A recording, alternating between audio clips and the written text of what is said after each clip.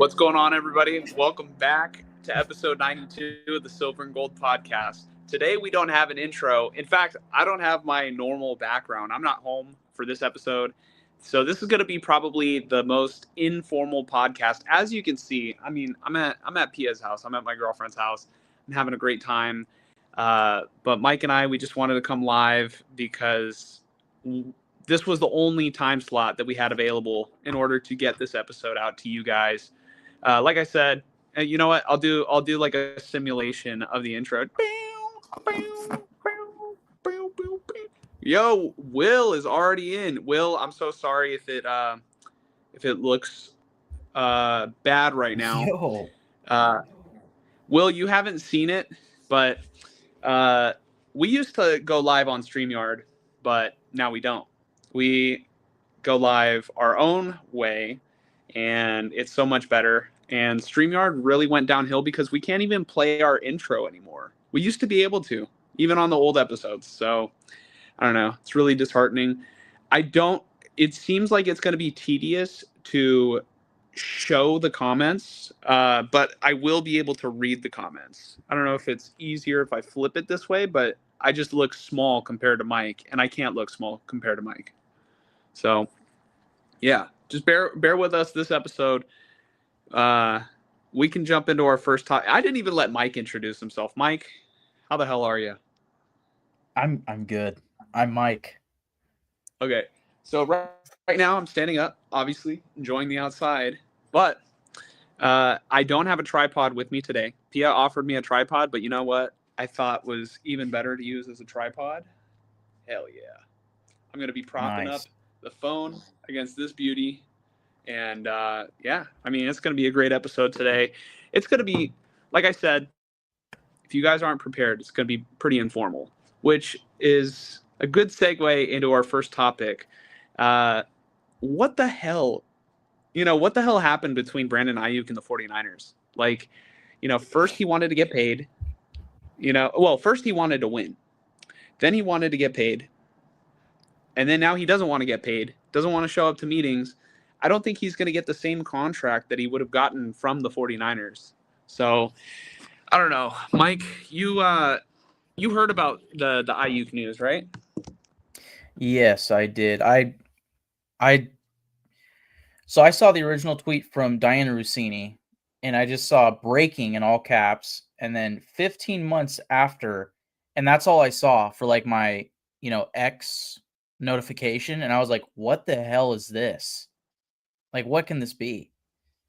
And so then I open it and I see that it's this, and I'm like, wow, just barely a year after getting this mega deal, there appeared to soon cutting him after voiding, the guarantees in his upcoming seasons, in the upcoming season of the contract. Just for more context, I'll just read some of Michael Silver's tweets. So the first one I see, some in the Niners organization are holding out hope that the relationship between the team and Brandon Aiyuk can be salvaged enough for him to return this season, but all indications are that the receiver has no desire to play for the Niners. Mm-hmm. It's now likely that Aiyuk has played his last game with the franchise, according to numerous sources briefed on the matter, who spoke on the condition of anonymity. Anonymity. Shit. Anonymity. I know what it means. I'm struggling to pronounce it. To discuss a sensitive situation. This was the one I think.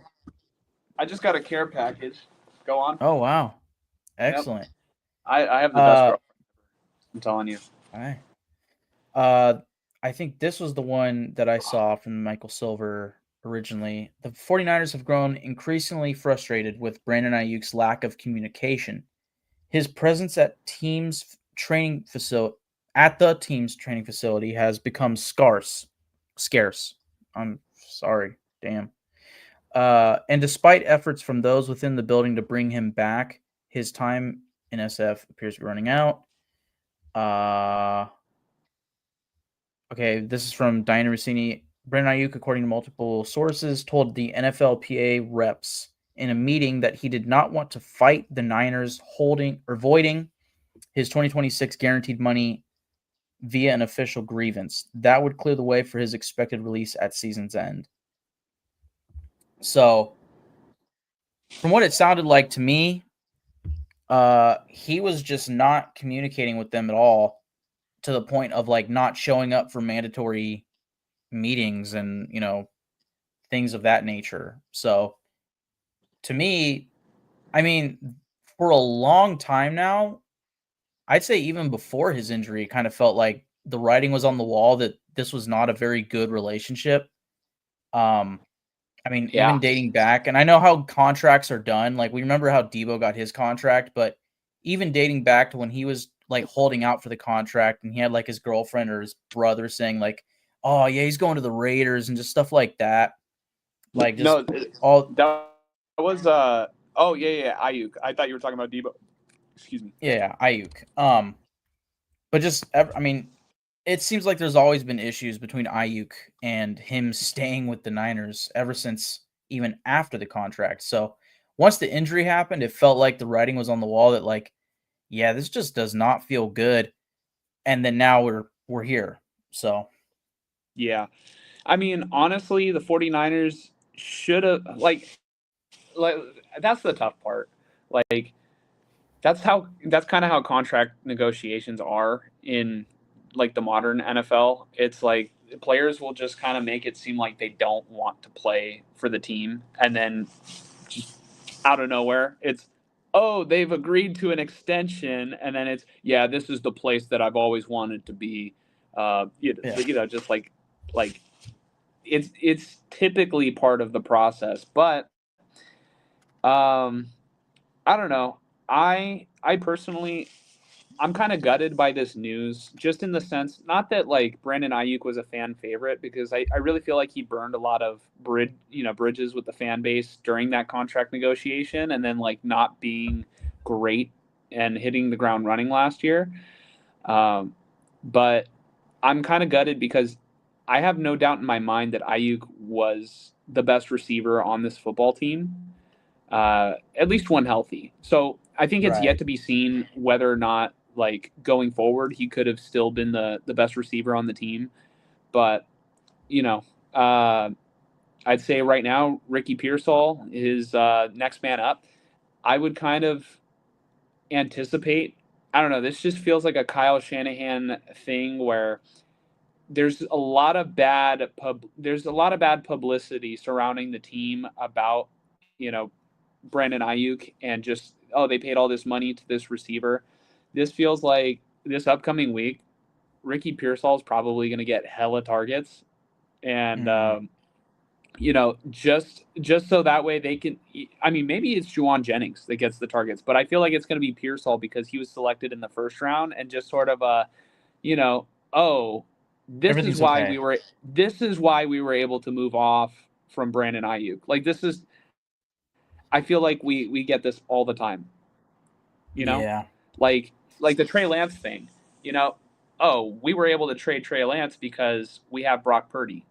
Like and then Brock becomes like a freaking superstar. Speaking of Brock Purdy, I mean, there's not really much else to say about like Brandon Ayuk. It's kind of disheartening because they paid him so much money, and now the deal's going to be gone, right? Like I mean Yeah. he's probably oh you know what we're not ready to move on. Uh, it seems like it's heading in a direction where the 49ers are just going to cut him this offseason and instead of trade him. Right. I don't know if voiding his guaranteed money has anything to do with it, but you're telling me that there isn't a team out there that wouldn't you know, give you something for Brandon Ayuk? I think voiding the guarantees is everything about it, because this is kind of like, in a very different sense, kind of like the Raiders with Antonio Brown, of like, he's just committing atrocities behind the scenes, and we can't work with him. And that's like, there comes a point where it's grounds for breaching contract. Uh-huh. And I think that's where it got with Ayuk, specifically from the Niners' point of view. And I'm assuming, well, I think the big part of it was what Michael Silver said at the end, which was, or actually is Rossini, that Brandon Aiyuk does not plan on fighting this with like Yeah. the NFLPA and the Niners. So it's like he's gonna let it happen. Like fuck it, who cares about the contract? I want out of here, basically. Like that's how bad the relationship is. And for the Niners, to your point, yeah, it sucks that you're not going to get something in return for them. In hindsight, always hindsight 2020, right? But in hindsight, it would have been so much better had you guys traded him rather than sign him. But Yeah. on the bright side, he's off the books. At least if I'm not mistaken, like voiding All the the guaranteed money. guarantees. Yeah. Yeah, if you're voiding the guarantees, then he should be off the books starting next year. Unless Yeah. there was some part of like this year's contract that got voided to next year or something like that, maybe, but uh that's a huge help considering he was getting like over $30 million a year or something. Mm-hmm. Hold on, I'm trying to Like play that can around with the comments and stuff. Okay. All because right. that can definitely go somewhere else, offensive line, corner. Mm-hmm. Yeah. I mean, it just sucks. Honestly, it just sucks. Like Yeah. the 49ers can survive without Brandon Ayuk, but you know what? You know what also makes me upset too is I feel like you want to know who I feel like would be a great quarterback to pair with Brandon Ayuk? Mac Jones. Mac Jones. Like literally, Mac Jones can throw like a really nice deep ball. And as Will says, Will, I'm going to put you on the screen. Uh, Will says, I don't blame Brandon, in my opinion. I feel like he was never looked by the organization as everyone else was. That's honestly, that's a good point too. He was never part of. I mean, a lot of us call it the Cabo clique. Brandon Ayuk was never on vacation with, like George Kittle, Kyle Juszczyk, and like kind of that core. I mean, he Mm. he came in 2020. Yeah, 2020 was his first year, and they had just gone to the Super Bowl. So I feel like a lot of the players on the team were already like super duper close. But then I feel like Trent Williams just kind of slid right in, and Brandon Ayuk just I don't know. I mean, his trajectory with the 49ers was weird because he had a great rookie season, but it seemed like he was hella shy. And then year Mm. two, still pretty shy, but just out of nowhere in the doghouse, and Shanahan, in Shanahan's doghouse. And then year three was his best year, and when he was targeted, he was like hyper efficient. I think he led the NFL in like yards per catch, like I think by a wide margin. Uh, Yeah. don't quote me on that. Like I said, we're not in our normal podcast setup right now, so we just had to throw something together for you guys.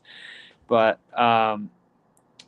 yeah, man, it's the trajectory was just all over the place. And then like I felt like he was good all 4 years, or he was good the first 3 years, which was my reasoning why I wanted them to not pay Debo. Because Debo was solid his rookie year, bad his second year, amazing his third year, and then they paid him.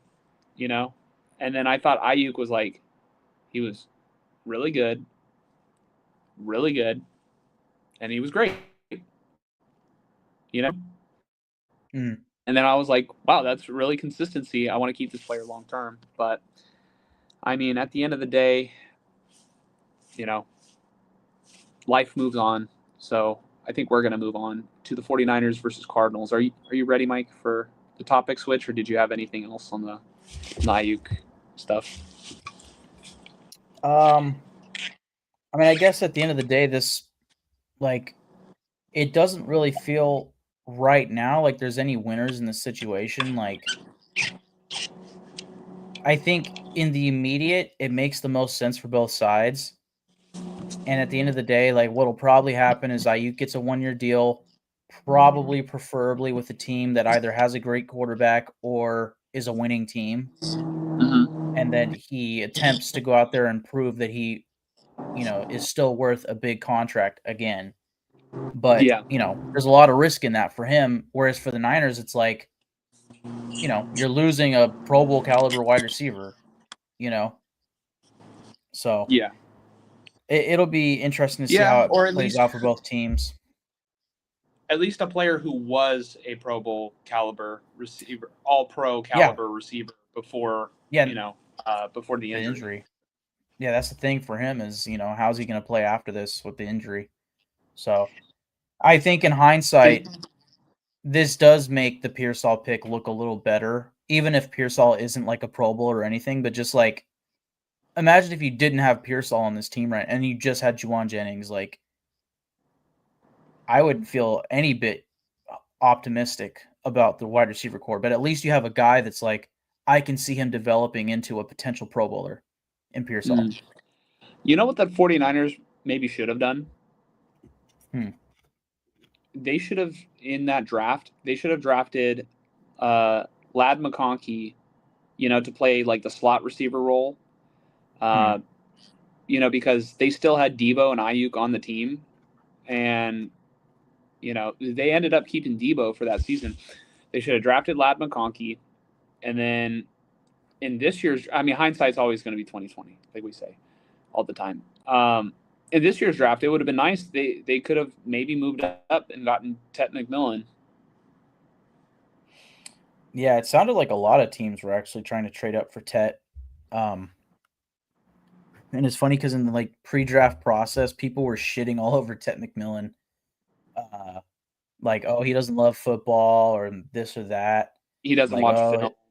he doesn't watch film and maybe his, level of difficulty of opponent wasn't that high, stuff like that.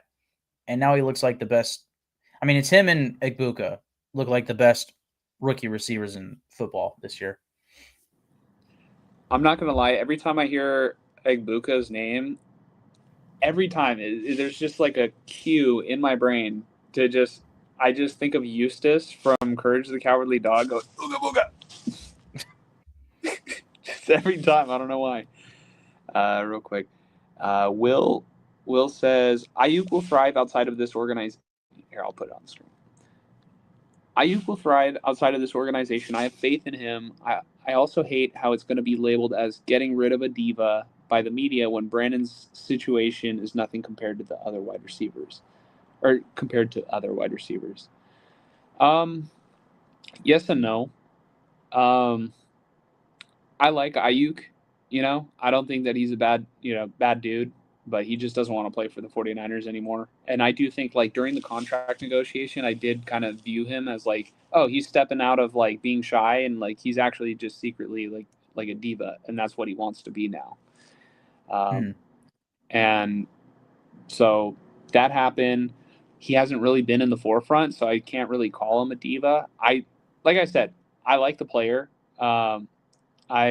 I don't know him personally, but like I've heard Grant talk about like his interactions with Ayuk. I have no reason to believe that Ayuk is like a bad dude. So you know, um, but yeah, just from hearing Grant talk about how when Ayuk saw him, Ayuk went up to him and gave him a hug. And it was good to see him. Like Hmm. you know, it's like I don't know. Sometimes it just doesn't work out. So let's see new Yeah. comments. Will says, in the sense that we've seen how bad real diva receivers get. That's just my opinion. Yeah, I just know that Mike's mind went immediately to one guy. Yeah, I mean, I guess I would label Antonio Brown as a diva. I mean, I immediately think of like, oh, who like I guess Chad Ochocinco was a diva in his prime, probably. Odell, definitely a diva. Um, Yeah, I mean, honestly, most like AJ popular Brown. receivers.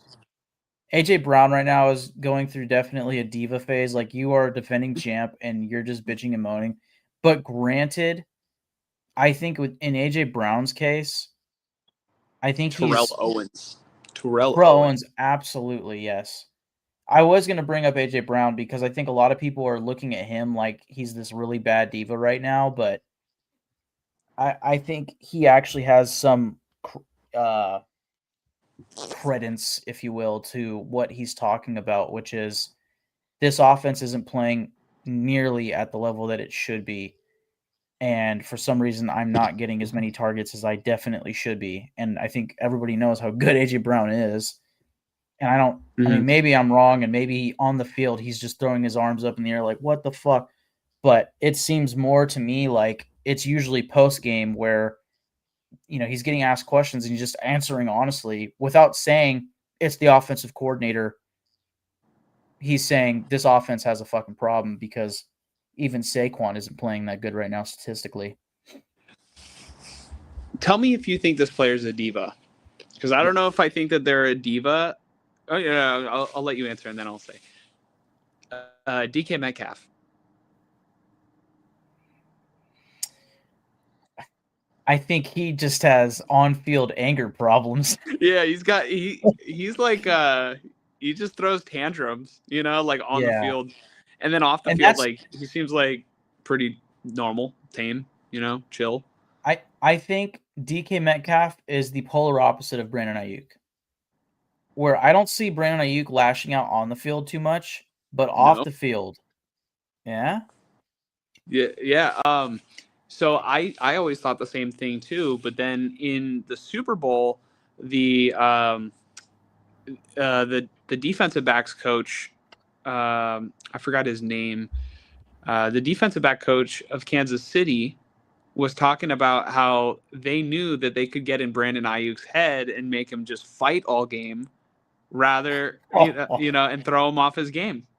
Yeah, damn. And that's such a Kansas City Chief, thing to do. So, yeah. Ooh, Will said T. Higgins maybe, but he really just wanted to get paid. I don't see him as a diva, to be honest. Yeah, Jamar Chase maybe. I'd say I would lean Chase over T. Higgins. T. Higgins seems pretty quiet, other than demanding a trade or whatever he did. Hunter Renfrow, big time diva. Lad McConkey. Yeah. No, hey, you know what's hella funny? Oh God, what was I watching? I think it might have been an episode of The League where there's an episode of The League where I swear they talk about white fantasy, like white receivers or whatever, and like how you talk about white players versus versus black players, and like literally just like the narrative's just like when they're talking about white receiver, they go, he just plays the game the right way, Yeah. And then not afraid to block. I forget. I'm pretty sure that's an episode of The League, but it's just hella funny. Right. They were like, yeah, he just plays the game the right way, and they're like, oh, you're talking about a white receiver right now. Yeah. If not, then I'm misremembering, or it's from somewhere else. It's from somewhere. I think we can move on. I think we can move on to 49ers versus Cardinals. I'm not going to talk much about it because that was like almost a week ago now, and we're going to talk a little bit. Well, like I said, not unprofessional, but like a loose podcast today. The 49ers beat the Cardinals. I know the 49ers scored 41 points and the Cardinals scored like 20 to 22 or something like that. The offense looked really good. I was very encouraged by Brock Purdy in this game. I thought that he stepped in and played very well. Maybe it was by design that they threw him in against Arizona and not against the Rams the week before. But I do think that any of the quarterbacks on this team would have won this game, and even Adrian Martinez, right? I think Mac Jones would have definitely won this game, and Mac Jones played well against the Rams too. Like, I'm not saying that Mac Jones should start over Brock Purdy, because I think we're like past that now, where Purdy came in, they scored 41 points. Granted, they were at really good field position from the jump. I was, you know what I was literally thinking, Mike? So I was Hmm. playing you in fantasy this past week, and then I saw Sky Moore. I saw him breaking out and going for a touchdown, and then so obviously it's an exciting play, and then he gets stopped at the one, and I go, yeah, like I just knew McCaffrey, the McCaffrey touchdown was coming right up. I was like, well, all right, for everybody, um, I got Monday night mic'd big time, but I didn't stand a chance. I like literally No. I was up by 44, and then what? The Raider game started so slow, and then Mike goes, yeah, my players are playing so dumb right now, and then Yeah. yeah, he's like, GG, Josh. And then, like, 5 minutes later, Mike overcomes the deficit. Dak Prescott throws a massive touchdown to George Pickens. And then, so two That was touchdowns his against third me. by halftime. That was His third Dak's what? third. Oh, okay. I was like, Pickens' third touchdown? I was like, wow, I really blocked it out of my mind. Yeah. So I had Dak, Janty, and Pickens down like 44, like you said. It felt like more. I thought I had like 88. You had yeah, that checks out then. Okay. So yeah, let's just say down 44. And first quarter, there was nothing. It was like 3-0 or something like that. I was like, I'm so screwed. Like I know it's just gonna be one of those games where it's gonna final score is gonna be 10-3 or 10-6. We're gonna be all it's gonna suck. And then Dak throws like 3 touchdowns in the second quarter. The last one going to Pickens was like, I just look at Sleeper, it said plus 17. I was like, holy shit. And I had already started beating you by like 6 points. I was like, well, Yeah. Yeah. And dude, so literally in my head, I was just like thinking, nice hex. That's what everybody yeah, always, puts in the group chat now, which I guess I started that trend in our league but I you swear, 100% did. I, I swear it started in like being genuine of like, yeah, this, like, I was just trying to be like, kind of like, yeah, this isn't my first run of the mill. And then I just freaking had incredible luck. So it always seemed like a hex. Like, I'm like, there's Yeah, no way I'm winning. Like, and then just out of nowhere, like I win. So everybody thinks that when I say something, the opposite happens. yeah. Um, and I don't know. That's just funny. So back to the 49ers versus Cardinals. Sky Moore played great, off of from the jump on kickoff. Um, and I'm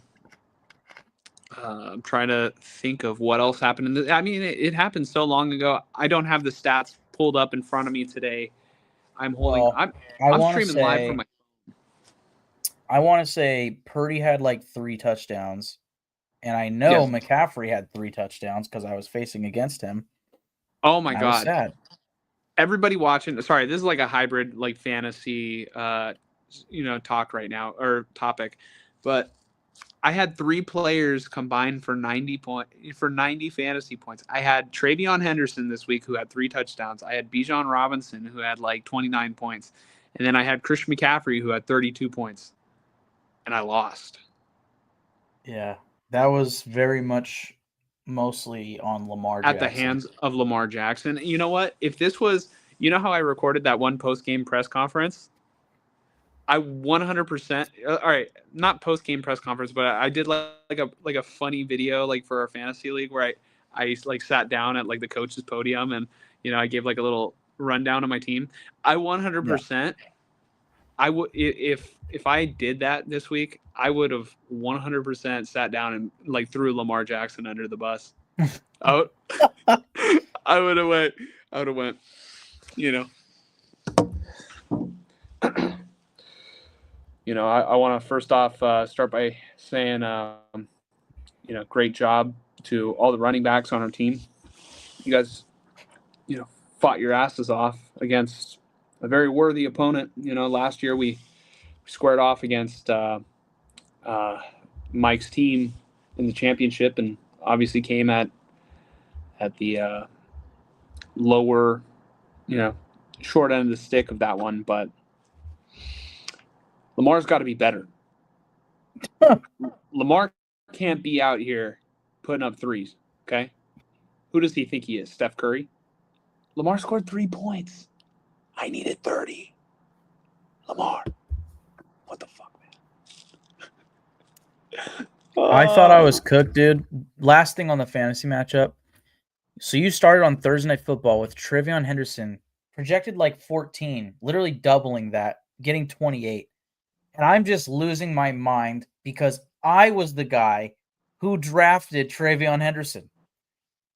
And I waited like 7 weeks to finally cut him. And then here we are in week, 10, 11.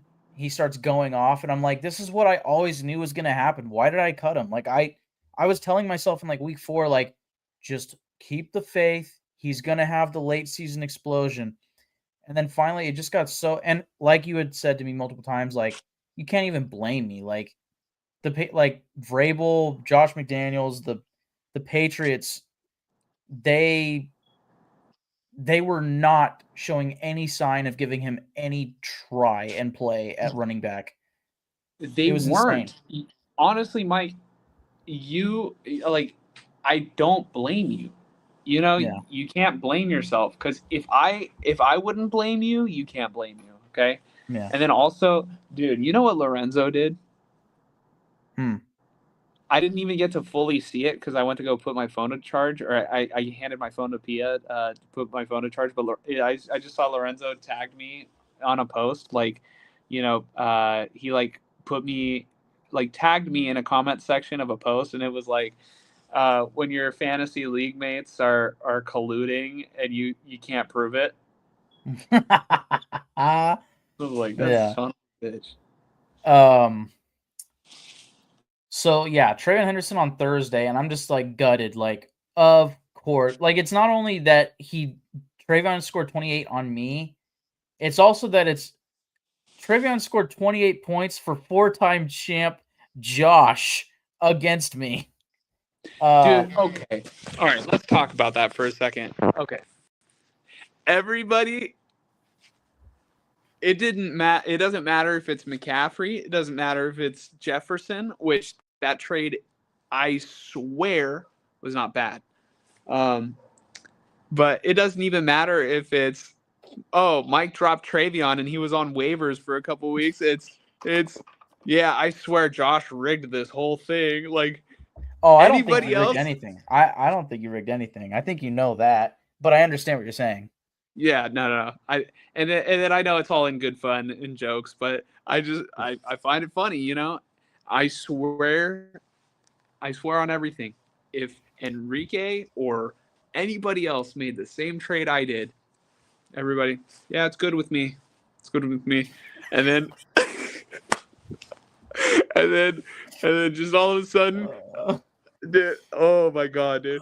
I have this ingrained in my mind when I made the Jefferson trade, and then I saw your icon pop up, and then I just see cussing Christ. And I'm not gonna repeat the second message that you said, dude. Oh shit. Something about tears. But Yeah. oh man. Tears. But yeah, but I'm having a great time on this. It was like a week removed from you getting McCaffrey, and then you just, in my opinion, like gave up like dimes and nickels for Justin Jefferson. I'm like, are you kidding me? Dude, honestly, Mike, we should just do a Manor Fantasy Football League podcast, and that should just be our podcast, you know? I absolutely would. I also No, like every our time I podcast watch like a new. Go ahead. our podcast rules, but I'm just saying, like, Will is over here just pouring his guts out, you know, just like about where he went wrong in fantasy. Fantasy right now is the new NFL. It literally is. But what were you saying, Mike? Sorry. And Charbonnet, expecting one breakout. Yeah, you're just getting a 50-50 there with the Seahawks running backs. You got Kyron and Vidal. Okay, well, at least Kyron's good right now. And then it seems like Kenneth Walker's starting to finally get some trust again. But then I saw today that he gets the glute injury designation at practice. So I'm like, oh boy, here it comes. So I mean, I guess for you, Will, the you're not really hoping for this, but on the bright side, if one of the Seahawks running backs gets hurt, the other guy is going to go fucking nuclear. But until that happens, it's just going to continue to be 50-50 and unpredictable as hell. Yep. But yeah, dude, I would love to do something for the league, like a podcast or something like that, just to document things, like for us to see later. But also the thing that keeps popping in my head every time, like I watch a new movie or show, like right now, like I got this new Stranger Things shirt right back there. Um, I'm in the process of rewatching Stranger Things, getting ready for next Wednesday when season 5, the first part of it comes out, and I'm like, I would kill. Like I love watching people. I don't watch YouTube as much as I used to, but I love here and there watch people like react to things like movies or whatever. And I would love to do that. I don't know if I would like to react to it, but I'd love to just talk movies and then be able to like I don't know how to explain this without just sounding possibly weird or stupid, but like I can see a scenario where you and I we have this podcast and it would be fun someday to just look back and be like, what was going on in 2025? Or the other thing I think of is like, someday I'm going to have kids and then they're going to be like, wait, Dad, you have a podcast? Yeah, you can like watch when I was younger and like see me talking about stuff. And then it's going to be me like making dick jokes and shit. And they're going to be like, what the hell, Dad? But that's me, I guess.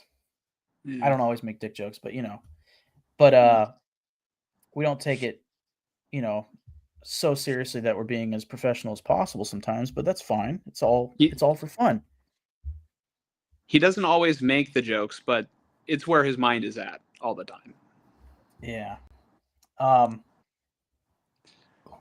But I like the idea of, doing things like giving my opinions on things and then being able to look back on them in hindsight or something, All right. I need everybody to let us know in the comments, because I know there's a couple people in here and like Will, I have 100% faith will reply. That's why his name's Will.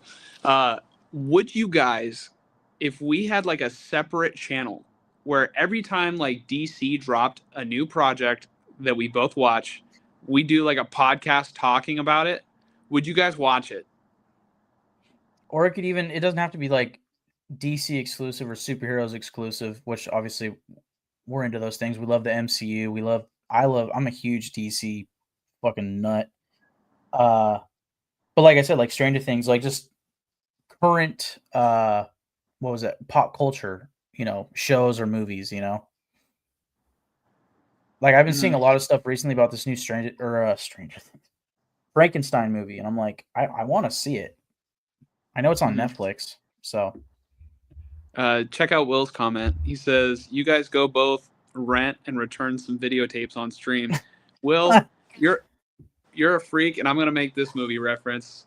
Definitely not doing that. No. Yeah. Well, I'm not. What's it called? I am not going to kill people either. I'll just say that. Hell yeah, that would be cool. And Will said that he loves movies. He loves movies too. I am. All right. I like critiquing movies that I want to watch. I don't. You know what, Mike? I've been really meaning to watch Star Wars, and I've gotten to the point. Like, all right, I've seen the prequel trilogy, and then I was supposed to watch the original, rewatch the original trilogy. I didn't get around to rewatching the original trilogy. I know. You hear those dogs in the back? They're upset about it too. So don't worry, guys. Those aren't dogs; they're Jawas. Yeah, we're going. I'm running out of time because I wanted to watch it going into Disneyland because I haven't seen the sequels. That's what, and so I'm at this point right now where I'm like, all right, I kind of just have to watch the sequels because I've never experienced Galaxy's Edge, fully knowing, like what everything means. Like I Rise of the Resistance is my favorite ride, and I like don't even know have the no context. Honestly, I can probably find a good YouTube video or something that explains the first 6 movies in 12 minutes. You could watch that and then go into the sequels and you'd be fine. No, I know what happened. All right, I watched the original trilogy. I mean, the prequel trilogy recent enough to know, what happened there, and then I pretty much know like it's been a while since I watched the originals, but I wanted to kind of continue Anakin's story, but like I'm just gonna go in probably to the sequels, and who knows? I mean, funny enough, I mean, we might have a live stream since we have opened this avenue for streaming on the phone, maybe we might go live from Guardians. No, just kidding. From the Twilight. That'd be crazy. Yeah. Just oh my god, could you imagine we're that annoying group on the ride where we're like live streaming and then just everybody's trying to have a good time and nobody in the background wants to be on video. We're like, yeah, we're actually live on YouTube right now. Yeah, subscribe, bro. All right, back to 49ers versus Cardinals. I mean, the Niners, we expected them to win this game. So really my big takeaways is that Brock Purdy looked good. The offense looked good, and they beat a bad team. It doesn't lower my expectations. It reaffirms me that Purdy is going to be fine. And no matter who plays quarterback, the 49ers are in good hands. That's how I feel. My hair is messed up. Sorry. So the reason why we weren't able to do a stream, I got a new job. So I have been adjusting to the new position, and that's why that's not why I'm at Pia's house right now, but that's why we didn't have a chance to do it on our normal setup. Where honestly, maybe I should just put on the helmet, but I'm not going to because I have a little bit of gel in my hair from earlier, and I don't want to.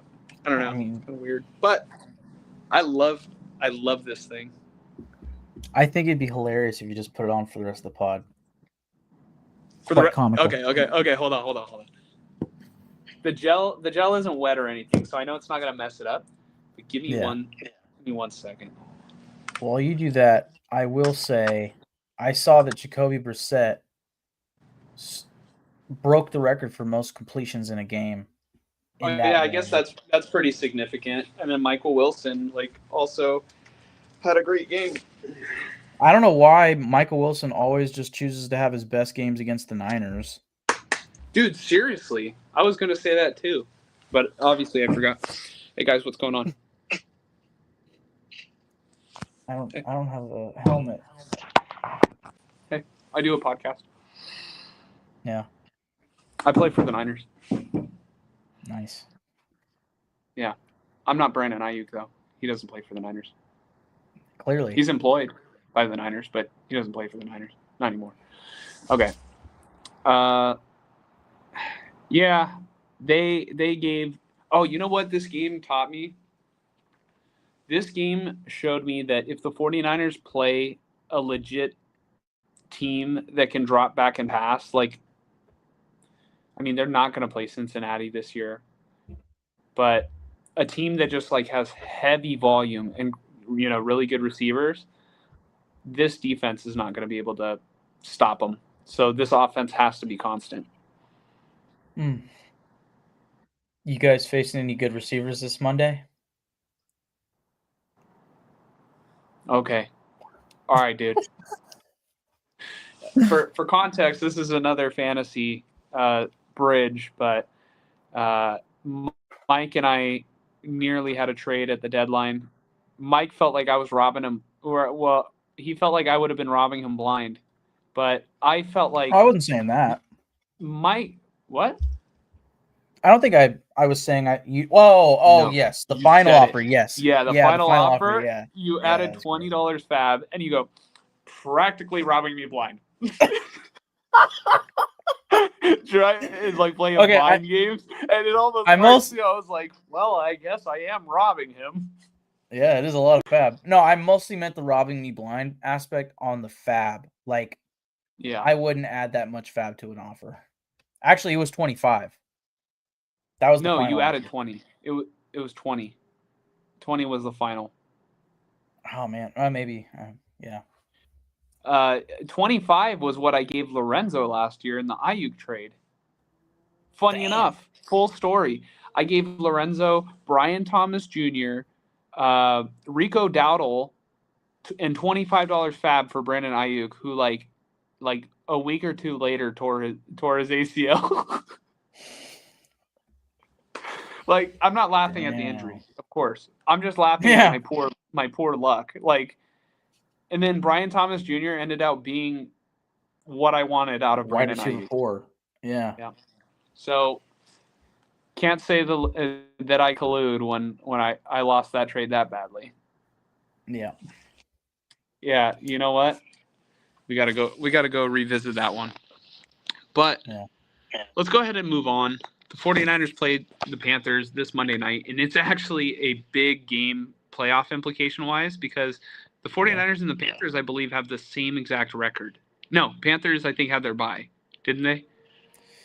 Panthers bye is week 14. Okay. Niners bye but 14. But they're either 5-5 or 6-5. I'm going to take this shit off.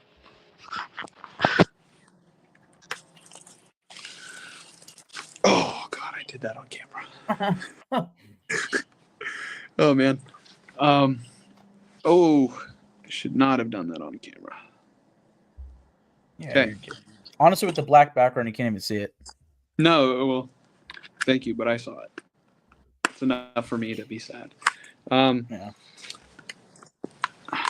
I'm so sorry. The topics are not like, hey, you can't say that I didn't warn you guys. The topics were not going to be like two focuses. We're going to be loose, but 49ers play the Panthers, and they're going to face a really good receiver in Teteroa McMillan.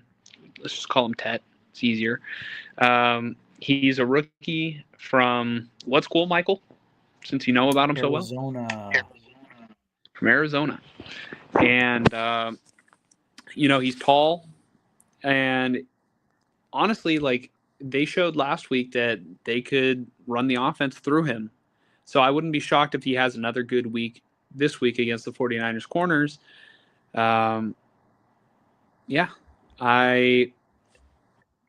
am very curious at the Carolina running back usage because it seems like Rico Dowdle was the starter for a couple weeks there when Chuba got hurt. Excuse me. Jesus. And now it kind of seems like Rico Dowdle has cooled off a little bit, so it kind of seems like maybe they might go back to a 50-50 split in that backfield. So I don't know how to feel about that. To me, I kind of see them a little bit evenly in terms of what the 49ers are going up against. But I really think that it's going to be – this game is going to really kind of fall in the hands of Brock Purdy and the offense to just kind of score more than the Panthers, which I think that they can do. The Panthers this year, though, I feel like have their strongest defense that they've had in most recent memory, where, for whatever reason, their secondary has just been like more locked down than normal, and receivers haven't been able to have their biggest games against them. Correct me if I'm wrong, Mike. Like I said, I'm pretty sure that when I check fantasy and there's a receiver matchup against Carolina, it's like red or like orange, where it's not just easy Carolina Panthers that we've been accustomed to in years past. I want to say their corner, is it J.C. Horn? Or I swear that's his name, but it's spelled out J.C., like not the letters, but Jayce. Yeah, J.C. Horn. He's pretty good. He's very good. Will, I think, brings up a really good point. Genuinely, their offense is good enough to gash us if they really commit to it. I think that's going to be the biggest thing. If they want to go for a more balanced attack, I think that they're going to not do as well as if they like kind of funnel the offense, through the passing game. So, Yeah. it's going to be very interesting to see how the Panthers want to approach it. But, I think the 49ers, what they have to do is just feed McCaffrey. And I want to see Pearsall get a little bit more involved in the offense. But if I had to guess, this might be the week that, J.C. Horn might, J.C. Horn, is he a safety, Mike, or is he a corner? He's a corner. He's like one of those island corners type.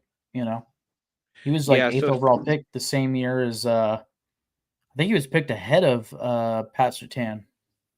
yeah, I just know him because of the name. I always hear like how just like there's certain players in the league where you don't even get to watch them all that much because let's be honest, unless you're watching all 22 film, you don't really get to see all the what goes on in the secondary, right? Yeah, it's Unless like they get teams like the like a bunch of Panthers. pass breakups. Teams like the Panthers don't get that much play on national spotlight games. Yeah. So I'm sorry if that was an absurd question of, oh, is he a corner or safety? Like, I'm sorry. I just, uh, the Shaq meme where, uh, I apologize. I was not familiar with your game. I am familiar with J.C. Horn's name though, and that he is a good player, just by word of mouth. But Yeah, let's see. Uh, Panthers having J.C. Horn travel now, according to insiders. Is he injured, or are you saying travel with the best receiver? that's what I'm assuming. Yeah, or maybe he's saying that like I'm the insider if I'm saying he's an island guy. I I don't know if he's sitting on one side of the field or what, but I just know that he's their number one corner and he's really good. Mm-hmm. Yeah, that's all I'll say. So really, I think this is going to be a really fun game to watch because it's going to feel like a playoff atmosphere because both teams really need this game. Yeah, it's like you said, it's huge for the NFC playoff picture implications. And I think it should be a really good battle. You know, I think the main question here is a mixture of how much do the Niners put pressure on uh, Bryce Young, paired with how good does Bryce Young play? Because Yeah. he's clearly not very consistent. He's coming off a game where he had like 450 yards and like 4 touchdowns or some crazy shit, but that's very much not his usual play. Like he's usually like 150 yards, a touchdown, probably an interception, and a whole bunch of frustration, and somehow they win the game because of Rico Dowdle. That's what it's felt like. And probably their defense like coming in clutch somehow. Mm-hmm. So they have Um, big time players between Derek Brown, J.C. Horn, Tet McMillan, Rico Dowdle, like you've mentioned, like he's had his hot moments. It'll be interesting. mm-hmm. Speaking of Derek Brown, when I think of Derek Brown, so I don't know if you know about like the fantasy pros, Derek Brown. Uh, he's he's the name of one of the fantasy football experts, and one time it was NFL player Derek Brown's birthday. And so just to be funny, I tagged Derek Brown, the fantasy thing. I didn't tag him in that post. I think I quoted it and I said happy birthday at the fantasy analyst, like, No. because I thought it would be funny. Um but it's crazy, the NFC right now, because the 49ers are 7-4 and they're the 7th seed. Hmm. Meanwhile, Uh, meanwhile, sorry. So then the Panthers aren't in the playoff picture right now. They're probably like the 8 or 9 seed. I can no, find out. Mike, I'll look. they might be. Yeah, can you look at it real quick? Because if I had to guess, the Bucks are above them, but just barely. Well, Let's the go Bucks just NFL. no, they won. They beat the Bills, didn't they?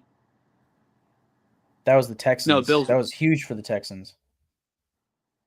No. Yeah, that The was. week before they played the Bills. The Oh, week before, who won that game? I think the Bills. I think the Bills beat the shit out of the Bucks. Um. Okay, so the Bucks are No, it 6 and was 4. close. All right, let me look. God damn it. All right, they didn't beat the shit out of them, but they scored a lot on them. The Bills won 44-32. Okay, So Bills over Bucks. Tampa Bay is 6 and 4. Carolina is 6 that's and right. 5. Josh Allen did go off. Josh Allen came, Yeah, he had 6 pulled that team back. touchdowns. Yeah. Yeah, 3 rushing, three passing, and then Joey So took yeah, the one seed. this is a huge game. Absolutely Yeah, a huge game. So you guys are third in your division. You're half a game behind the Seahawks. They're 7-3, you're 7 and 4. um Obviously you guys have a bye still to come. So do the Panthers. Both of you guys have the bye in week 14. Um but yeah, I mean the Panthers are half a game behind Tampa Bay right now. Where if Tampa say, let's see, they're facing the Cardinals.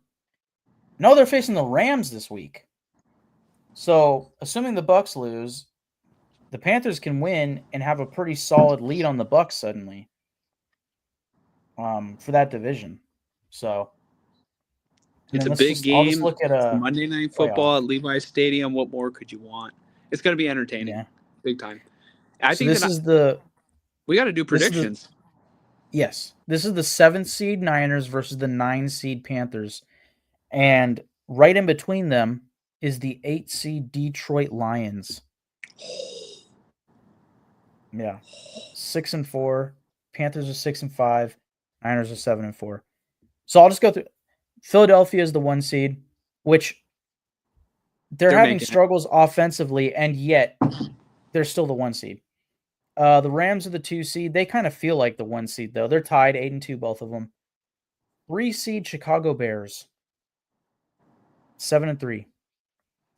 Uh, Tampa Bay 6 and 4. They're the 4 seed. The Seahawks are the 5 seed, 7 and 3. Green Bay is the 6 seed at 6 and 3 and 1. So Green Bay's right behind Chicago as well as Detroit, right behind both of them. I think you I forgot mean, a it's team. tight.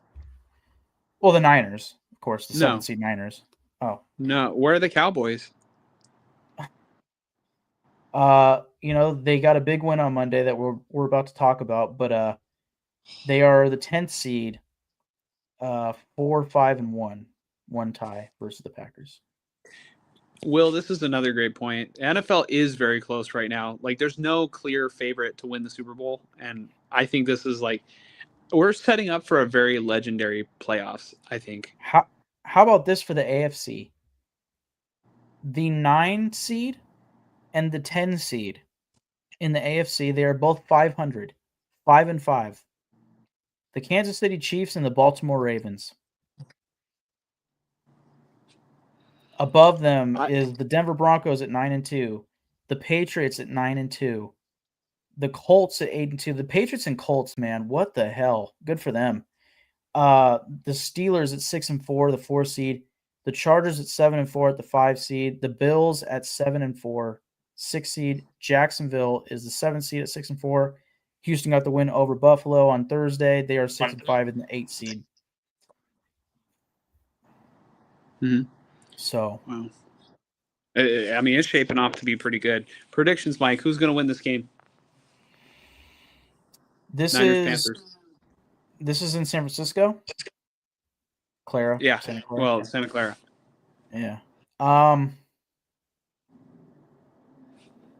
Oh man, I mean it's hard for me to bet against the Niners. Let me see. I'm just gonna look at like the splits, game odds. I mean, the Niners are, according to ESPN analytics, the Niners are 74%, favored. I understand why they're at home, and then also if you take a look at the matchups, I feel like the Panthers do try to force like a balanced attack, and if they do that, they're just gonna lose. I'm gonna go ahead and predict that they are gonna try to go balanced, and I'm gonna go ahead and pick the 49ers in this one. You can ponder that all you want. Yeah, I just wish I had more statistical things like what number offense are the Panthers. I'm sure their offense isn't really that great. I'm curious how their defense is. Not that they're going to stop the Niners by any means. I would be pretty sad. No, that'd be a huge loss. I mean, you guys are the seventh seed. You need this.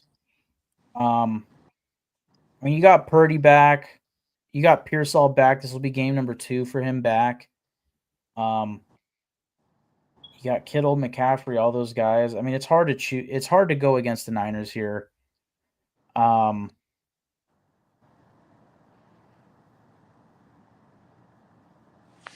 I don't know why my gut is telling me Panthers, dude. I don't know why. It just feels like every time I see Panthers, like on TV, even for a little bit, like I remember when they beat the Packers, it was like, what the hell? Like they do a great job of staying in games. And honestly, I think this year's Panthers is what I was hoping the Raiders would be, where it'd be like, how is this team still in it? How do they have a winning record? Just barely 6-5. And yet, the Raiders are where the Raiders are. I just can't. I guess my biggest problem is Bryce Young. Is the Niners' run defense good? Sorry, I'm just holding this up right here. Let me see. They were better a couple weeks ago when they had healthy linebackers. That's for sure. Yeah. Man, and a healthy defensive line. yeah. Literally the entire run defense is decimated because Michael Williams was like a big part of setting the edge, and then he tore his ACL, and then I don't know, man, just everybody's gone. Let's see. I can tell you one thing: their pass defense wasn't good. They allowed Jacoby Brissett to break the record. Yeah. All right. So the Panthers' Which I don't run mind the defense. bend don't break method if the Niners. Yeah. The Panthers' run defense is not that good. And again, you have Brock Purdy back. Like, I'm so 50-50 on this, I swear, dude. I think just for the sake of not picking the same things, I'm going to go with the Panthers. Like, I'm so split. Yeah. I'm so split. I think everything tells me it should be the Niners, but for some reason my gut is telling me the Panthers are going to make this a game. My gut is telling me there's no way the Niners drop this game. Yeah. Ricky Pearsall legacy game incoming, and you know why? Because I can't put him in my starting lineup right now because I'm locked out of my team. I'm about to be locked out of mine when Joe Burrow starts playing. When Burrow comes back. Yeah. Did you see that I picked up I guess Chris another Rodriguez? thing to look at. Yeah, I saw that, and I just wonder why Renee hasn't picked him up. Yeah, I'd seen so many guys picking up other players. I was like, I can't let them get the guy that I secretly wanted this whole time. Yeah, I looked at Chris Rodriguez and I was like, man, I could see myself picking him up, but I'm like, who am I going to drop? I need a receiver. Oh. I definitely don't need another running back. No. He will never start for me. Which of my 7 running backs am I going to cut for Chris Rodriguez? Yeah. Oh, me? Me? Yeah, you. Yeah. Is it going to All right, Will. All right, you said you were struggling with running backs. Let me tell you about my embarrassment of riches right now. I have running back number 1 for the Juggernaut, Bijan Robinson. Running back number 2, Christian McCaffrey. Running back number 3, Chase Brown. Running back number 4, Travion Henderson. Running back number 5, Tyler Algier, running back number 6, Jameer Gibbs. No, I'm just playing. Dude, imagine if I had Gibbs too. No, I don't have Gibbs. I have Brian Robinson Jr. though. I've nicknamed him on Sleeper Bijan Jr. Because Brian Robinson's name is Brian Robinson Jr. Robinson Jr. B Rob Jr. That's Bijan Jr. Okay. Mike picked the Panthers. I picked the Niners. Let's go ahead and unfortunately talk about how awful the Raiders are. I'm sorry, Mike. They were awful. They couldn't stop the Cowboys. And it hurt because I was so glad that the Cowboys I was just glad when it was over. After George Pickens had that touchdown, I was like, I know that I talk about the Raiders on the podcast, but it was so bad I turned it off. I don't blame you. I was doing a lot of housework with my dad when the game was going on, so I was just kind of listening to it in the other room while doing stuff. I'm glad that I didn't put my eyes through that as much as I could have and probably would have otherwise. Yeah, man. I mean, I told you a couple weeks ago. I was gonna suggest maybe doing a third topic for the Raiders, but I don't want to do all that. Like, we can just go into it now. Like, there's not much to be said about this Cowboys game. The Cowboys killed the Raiders, and this was the second time this year that the Raiders got victory formationed before the 2-minute warning. Second time. I've never seen that once before. They've had it done to them twice this season. Bro, it is not good here. They were supposed to compete this season, and I've never seen a less competitive team. Dude, Antonio Pierce had them more competitive. I could just imagine, like, the opposing coach on the sideline, and they're like, oh man, we're already we're winning by so much. I think it's time for Pete to go to bed.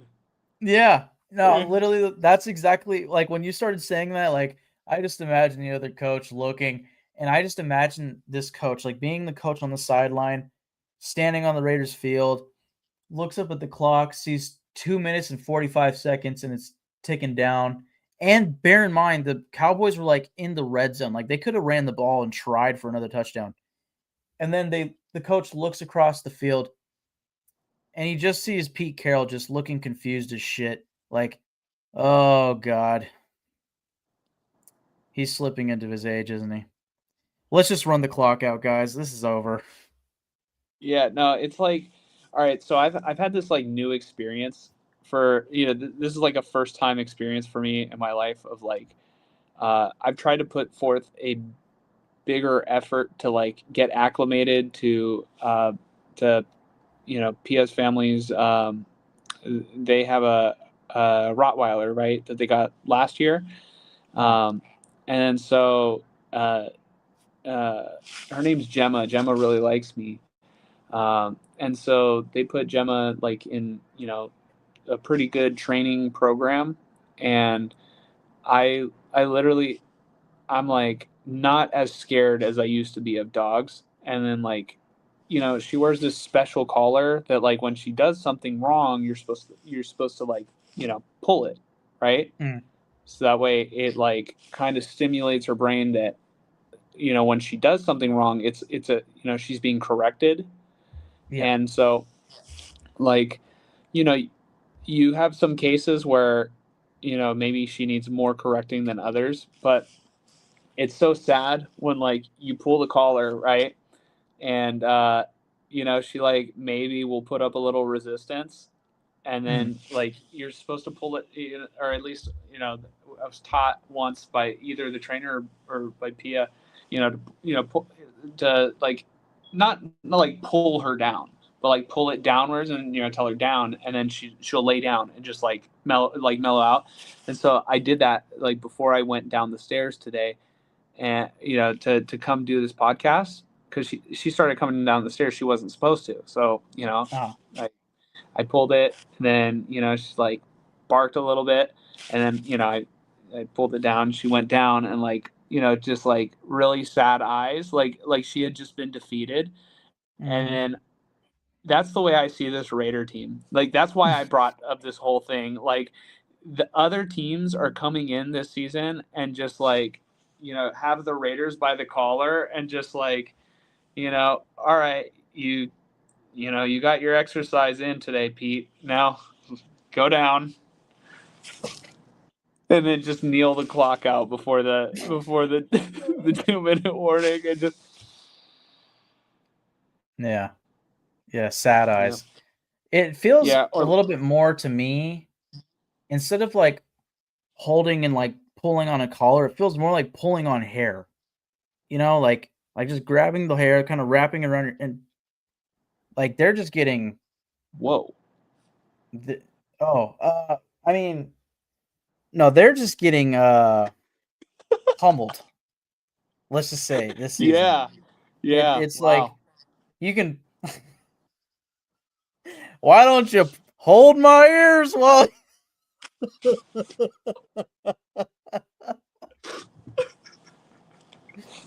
Oh God. Uh, um, this season is so unserious. It's not even funny, dude. So, I mean, I wasn't even that reactive to the game this Monday, in large part because I didn't really watch it that hard. Like, actually, I was just happy. I was just happy because I saw the George Pickens touchdown, and I'm like, no, dude, just fucking that was so huge for you because Hutch is projected to win this week.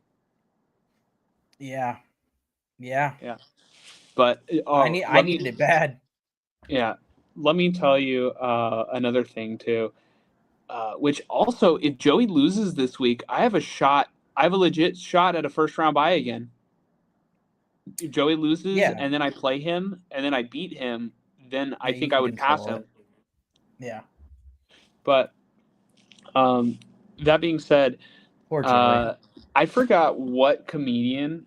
There's a comedian who does this joke where uh, it was like about, oh, have you ever been to a house where a family has a really old dog and they just like randomly walk into the room and it's like, hey, like, and it's just like on its like last legs or whatever, like, Yeah, and just like it's just a cameo that like the dog decided to come in the picture. Like that's how I kind of imagine like other coaches like, hey, it's Pete. Hey, yeah. how's it going, buddy? And then just like, So much respect for him.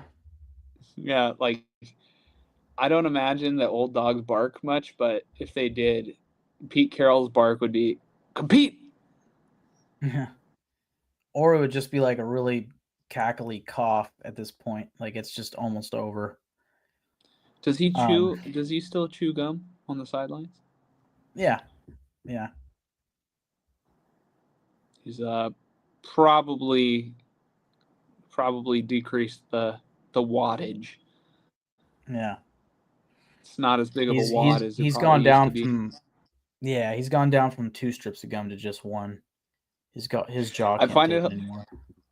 I find it hilarious that everybody like photoshops Joe Biden as Pete Carroll. Yeah. Oh, There's dude. that's probably where I heard the joke from about the old dog. That like Joe Biden is. There was a comedian that compared Joe Biden to the old dog that just walks in the room and then like everybody's like, "Hey, there he is." Yeah. No, literally. There's yeah, Joe Biden was something else.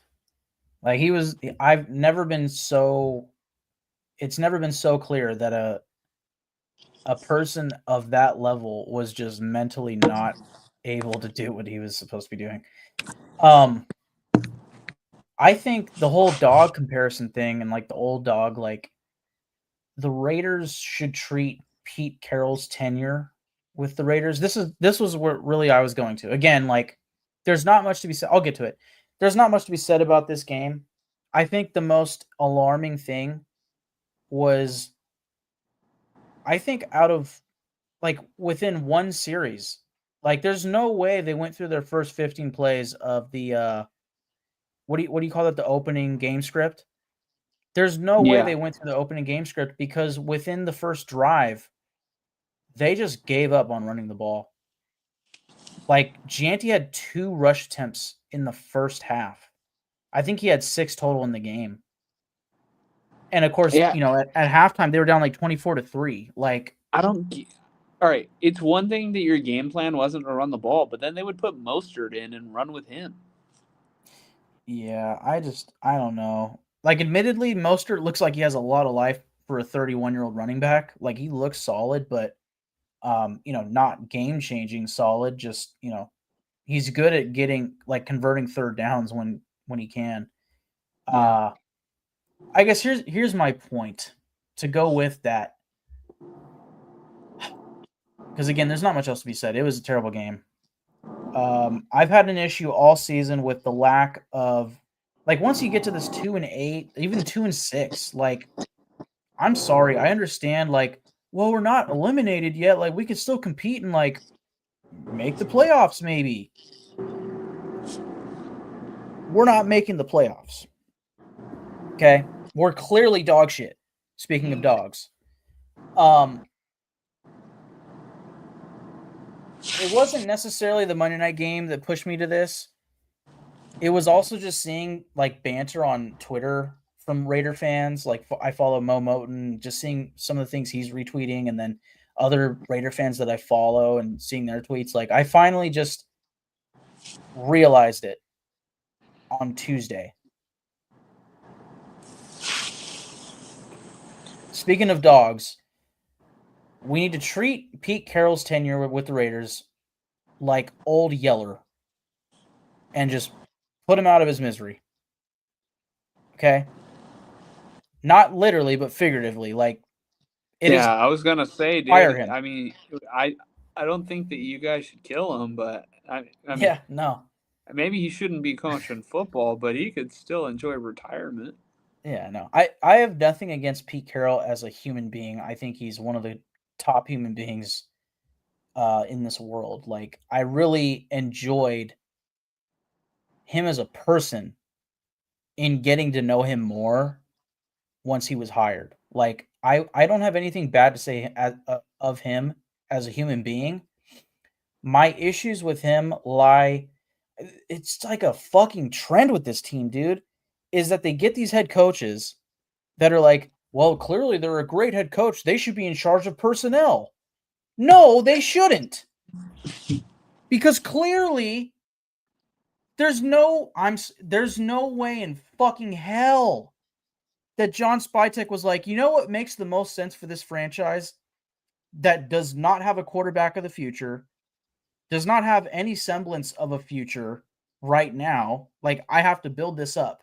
You know what makes sense for my first ever pick as acting GM of this fucking franchise that hardly has an offensive line? Let's go with a fucking running back. Yeah, that makes total sense, guys. What is Pete Carroll known for? Good defense and run the ball, right? You have Max Crosby, so let's get the running back, I guess. Like, it just feels like this old guy came in and was like, no, we're going to do it this way. This is the way I like to do it. We really need a talented running back to get our, offense in motion. And I just like this running back too much. We're going to take him because we're going to compete. We're going to win games. We got Geno at quarterback. We're good. Let's just get the running back. Let's go. And apparently, like, just reading tweets online, like, Seahawks fans are like, yeah, Pete Carroll, going hard at running back and not solidifying the offensive line, that sounds a lot like Pete Carroll. I'm like, oh, interesting. So this was a problem. Obviously not with like the Super Bowl teams, like they were loaded, but I would imagine after those Super Bowl teams, like I remember the Seahawks, like his tenure ending with the Seahawks coincided with some of the worst offensive line play in football on the Seahawks. So it's a thing that he just does not pay attention to the offensive line, possibly in large part because he's not an offensive-minded coach. Maybe he thought, well, you know what's better than me handling the offensive line? Why doesn't my dumbass son handle the offensive line? Just fucking ridiculous, dude. My son, who has never coached the offensive line in the NFL ever before. Sorry, I know I'm ranting, but my point is just it's over. And it's not only over for Pete Carroll in the sense that they need to fire him at the end of the season. Like, fine, keep him for the rest of the season. I don't care. Let's not hurt his ego too hard. I mean, he's a Super Bowl winning head coach, so, you know, you don't have to fire him. Who the fuck are they going to replace him with? I guess Patrick Graham. Fine. But, like, to me, this team just screams, let it ride out till week 18 and then fire Pete Carroll. Please, like, fire Chip Kelly first. Like, let's let it be known what the real fucking problem was. That dude's play calling is terrible. He should never be back in the NFL. Never. I tried to tell you. And you were right. I thought maybe he learned some shit in college football. Nope, neither did Pete Carroll's son. So the entire offensive staff needs to be fired. Pete Carroll needs to be fired. At this point, whether you want to keep Patrick Graham or not, I don't care anymore. They need to rebuild. That is my assessment, and that's officially. I told you no shorter than 2 weeks ago that I would probably have my answer on Pete Carroll in the middle of next season. It is spiraled down to I have my answer in week 12. Not only should Pete Carroll be fired, that's what I was going to answer is like, should they keep him? Should they fire him? Just like Josh McDaniels, let's wait till his second season. By midway through that, we'll know if they're progressing or not. No, they're not going to progress with Pete Carroll. You need to rebuild. You need to completely restart. The only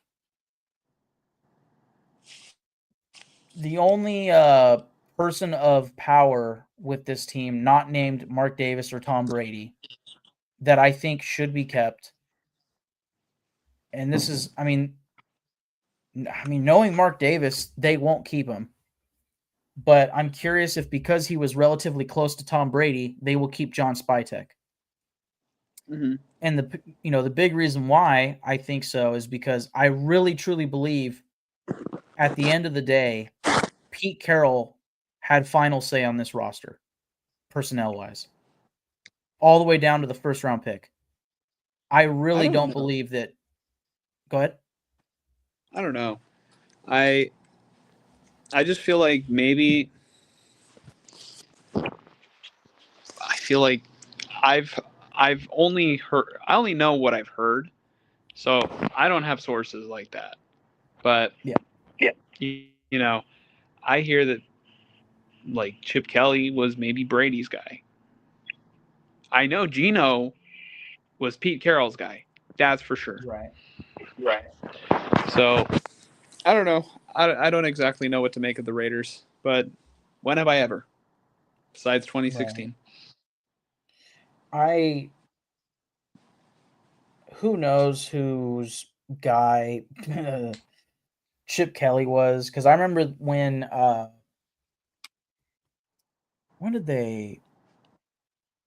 they hired,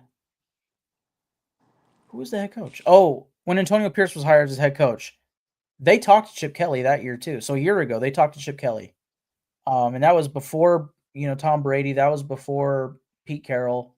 That was Antonio Pierce, and that was when they tried to get Kingsbury, who ended up going. He kind of agreed, and then jumped ship to the Commanders like within hours.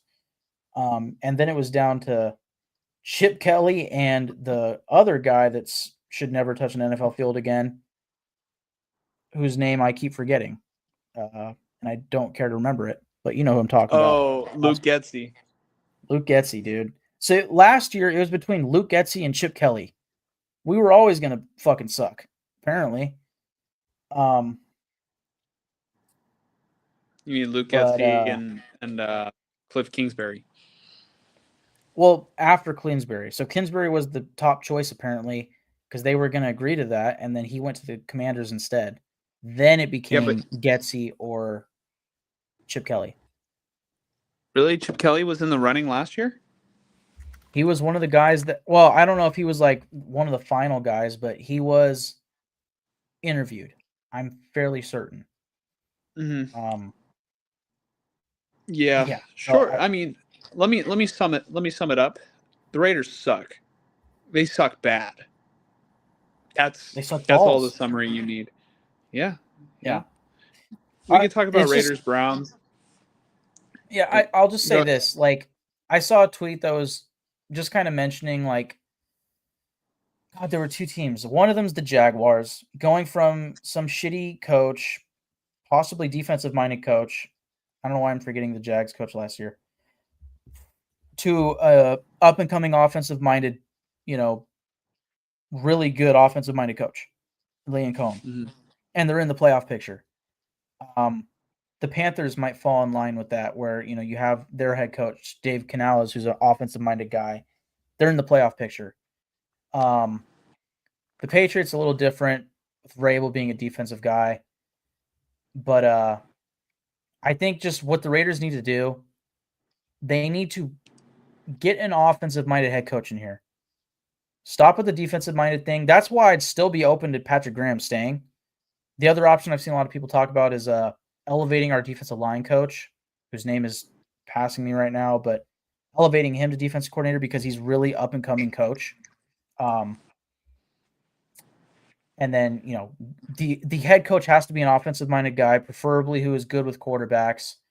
I think right now the hot name is Clint Kubiak. Not I specifically to the Raiders, but just the offensive is glowing for the Seahawks right now. I honestly think the Raiders could run it back with Pete Carroll next year and just switch offensive coordinator to a Shanahan like disciple and maybe be better. And then when Pete Carroll's ready to retire, they take over as the head coach.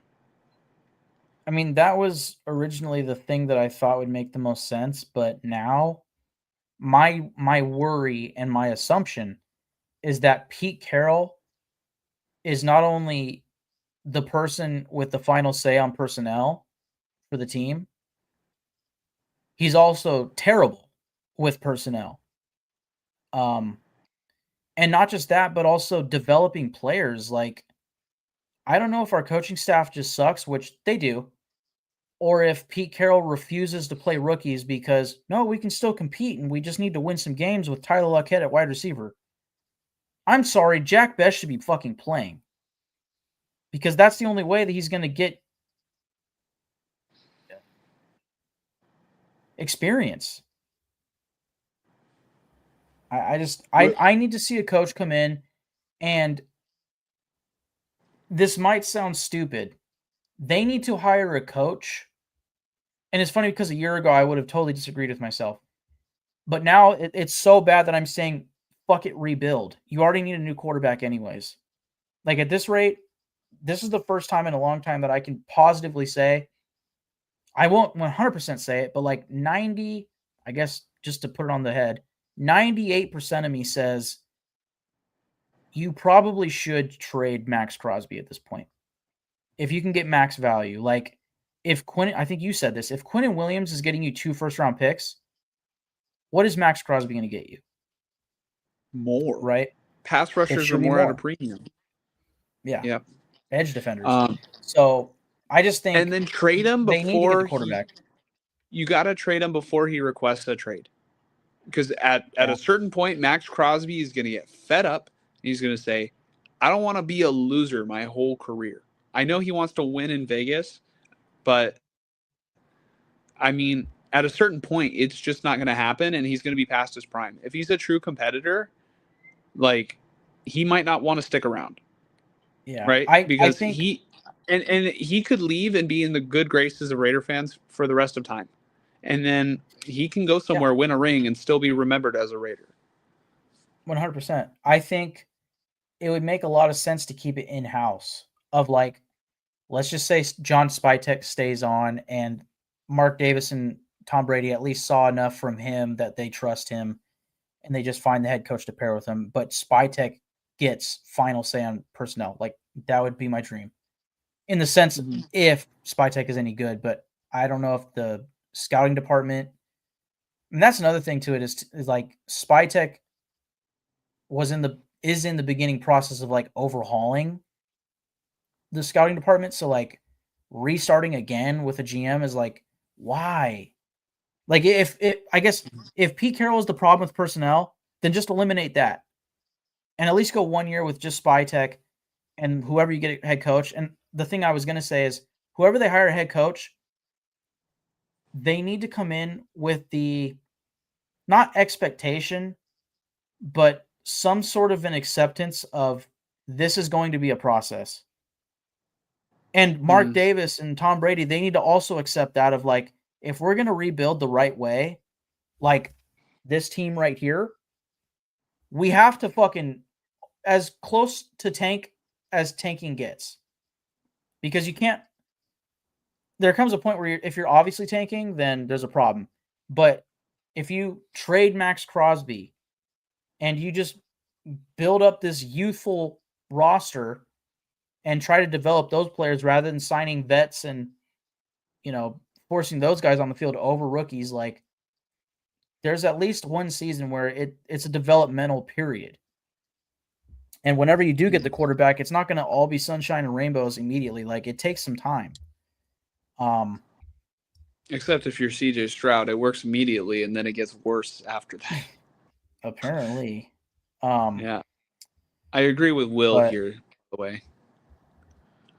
yeah, God, there was one last point I was going to say, but I don't know, just they obviously need to rebuild the right way because this trying to force it with a free agent quarterback shit is just not going to work. Mhm. Yeah, I don't know.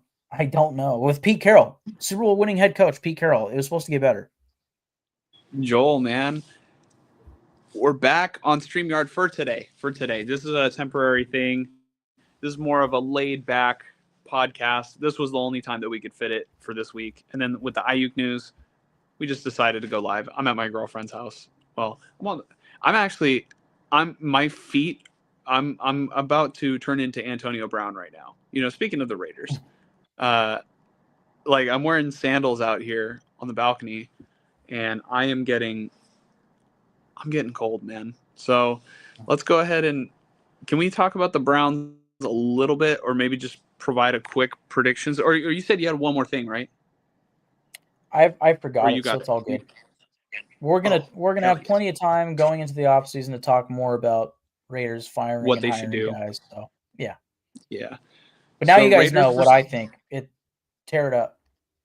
Raiders versus Browns. Shador Sanders against the Yep. Raiders. You know, he had links to the Raiders, didn't he? Yeah, I mean Tom Brady trained him and passed on him for 5 rounds or 4 rounds, whatever it was. So Yeah.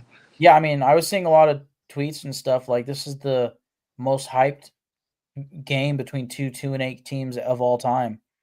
Um, and you know, Shedeur Sanders has a lot to prove here between just getting on the field, getting a start, but also going against this team that was so heavily assumed that like if he made it to them in the second round, they would pick him.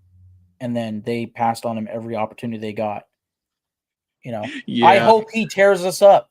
I hope he has that flame lit under his ass and he's like, I know what they did to me type shit and just, you know, beat us. Please beat us because this game is so huge for quarterback selection implications in April.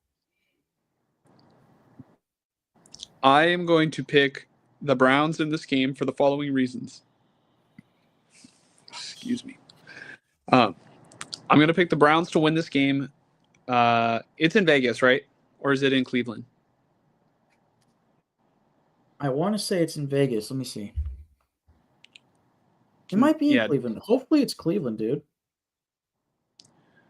let me know. Let me know right now. Okay. It is at Las Vegas. Okay. It's going to be in Vegas, which I think is a good environment for Shador. not to be in the wind of Cleveland. Um, here's what I'll say. The run defense is going to be so good, and the pass rush is going to be so good on the defense as a whole on Cleveland is going to be great against the Raiders. I think the Raiders offense is going to struggle. Myles Garrett, I think, is going to have a great game. Whether it be stopping the run or whether it be rushing the passer. And I think he's going to wreck the game, honestly. I hope so. And then on the other side of the football, I feel like, I don't know, there's not going to be a lot of scoring in this game, probably. It'll probably go back and forth, like 0-0 or 0-3 for a while. Maybe the final score might be like 14-12. Yeah, or 14-10, or even like 10-9. You know what? I'll say 21. Somehow the Browns are just going to rush for 3 touchdowns, or Shador's going to get 1 touchdown, and then Judkins is going to rush for 2 touchdowns. And the Raiders, all right, it's going to be 21-14. Let's say Brock Bowers gets a touchdown and Trey Tucker. Nice. That's my prediction. I've got the Browns winning. It's funny. I was adding context. Yes.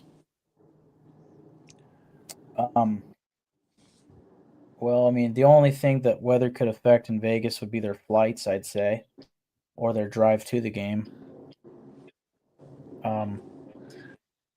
Yeah, or if somebody makes it rain from the club in the end zone. Yeah. But still, I mean, that might affect their practices and such. So, yeah. I was like, I mean, thanks. I'm sure Pete Carroll needs to know what the weather's like for an indoor game. He's like, should I wear a jacket to the game? Yeah. I was going to pick the Raiders just because with my luck, they'll fucking win this game. But you have convinced me otherwise with Myles Garrett. And also, I mean, the other, like, just obnoxiously visually obvious thing from this Cowboys game this past week was just how terrible the offensive line currently is. And I think that was a big reason why they just did not run the ball. And maybe part of that was, not having, that's a whole other conversation, was not having the starting center because he was playing right guard, which is hilarious if you know what that means. Jordan Meredith, the starting center, was slid over to right guard so that they could put the best starting 5 on the field. So backup center Will Putnam was starting at center. So maybe they thought, all right, well, we haven't worked that much on like the run scheme with these guys and on the ones, or maybe it wasn't looking good in practice. That was their excuse for not starting Caleb Rogers, rookie 3rd rounder, at guard and keeping Meredith at center. That was their excuse, was Caleb Rogers looked so bad in practice that they made him a healthy inactive in the game. He went from possibly starting to inactive. And Raider fans are like, dude, what the fuck? Once again, a rookie not being developed, right? Yeah. So the Raiders seemingly put out this, let's beat the press, or like let's whatever the term would be, like let's spin this in a positive way for us. Like Caleb Rogers was so bad we couldn't play him. It's just hilarious. Oh, 100%. Yeah, I mean, I had to assume that one. It's stupid. And he's only been here like 3 weeks. Jackson Powers Johnson should have been the starting center all season. And like their excuse was, well, we feel that Meredith fits better at center and Jackson Powers Johnson fits better at guard. Okay, fine. But then the moment that you take Jackson Powers out of the equation, suddenly, well, Meredith needs to go to right guard. Like, so many Raider fans are just like, what the fuck is that? Because Jackson Powers Johnson has been a center all his career. He has absolutely played guard too, but he is center first. So like this whole offseason of like switching that around, and Meredith was a starting right guard last year. And then this year it's like, nope, gotta switch him. And then the moment we get pinned into like, well, what's our best starting five? Clearly, let's move Meredith to right guard. Like, fuck off, dude. Like, I understand how that worked for them and how it came out to that, because Putnam actually is a solid backup center. And sure, Caleb Rogers wasn't ready for the moment. I get it. I get how that works that way. But my God, it just looks so ass backwards in hindsight. And the offensive line looked terrible, you know, at the end of the day. So that's why, all that being said, that's why I think the Browns will win this game, is because their defense is going to fucking demolish this offensive line. I cannot wait to watch Myles Garrett and Myles Garrett alone in this game. He's going to look like a superhero. Yeah, I also think the Raiders are just so bad that they're just going to lose anyway. But I've been surprised. The Raiders have won games that, they weren't supposed to win. So, I mean, it's every season. Real quick, I just want to say, Mike, look at me right now. This is what I would look like if I was bald. Yeah, pretty much. Except with a smaller head, because Yeah. Imagine if we could put filters on, like we just both came in here and just did bald filters and didn't tell anybody. Yeah, so we both lost a bet this week. Yeah. No, I'm glad we didn't put a bet on our fantasy matchup. That's for sure. Yeah. All right. Well, we both picked the Browns. I got to get inside, Mike. Poor Pia. She's probably been waiting for me for. I told her it wasn't going to be a long one, but here we are, an hour Almost and 42 minutes later. Yeah. Well, everybody. That I just got to go inside. I'm going to get frostbite on my feet. But you know what? We wanted to come live for you guys. Enjoy. It's something different, Something different from the podcast. And who knows? Maybe we might be starting a new podcast talking about fantasy I mean, we don't need another podcast for that. We talk about it here all the time. Whatever podcast it is, we will be coming live. Yeah. You know what? I was seriously questioning this week, about how much time I would have to do the podcast this week. It sounds like a better idea, adding another one. Yeah, man. And we will come live on there too.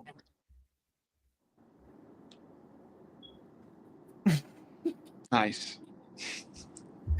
You've been saying it this whole time, and I'm like that was the first thing you said when we got on the pod. You're like, and we come live today, and I'm like, whoa.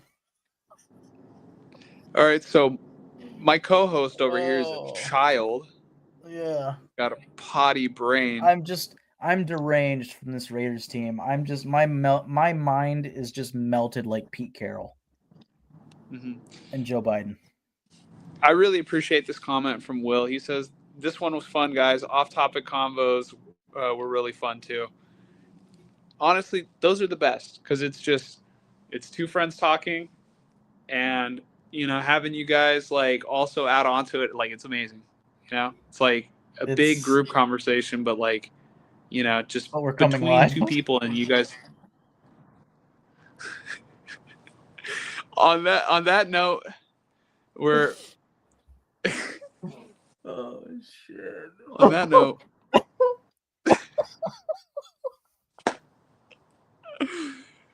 I think we're done here. Yeah, dude. I can't do it. Oh shit. Oh man. Sorry guys. Major dude, Me? go Did back. I have a major pause? Go back to the very beginning of the show, and you will see my initial reaction to you saying it. I was like, Oh man. Yeah.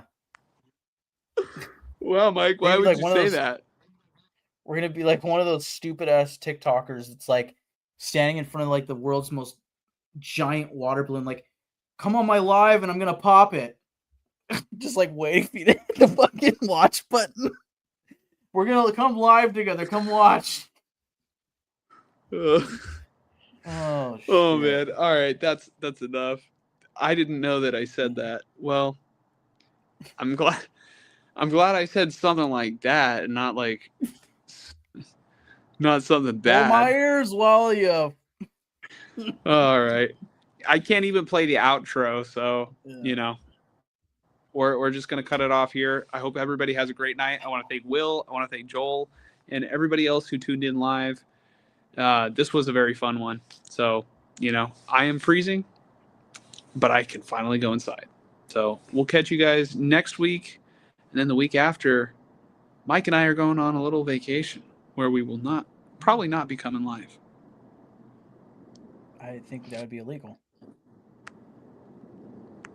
I think you meant to say have a good night, but we have had a good night.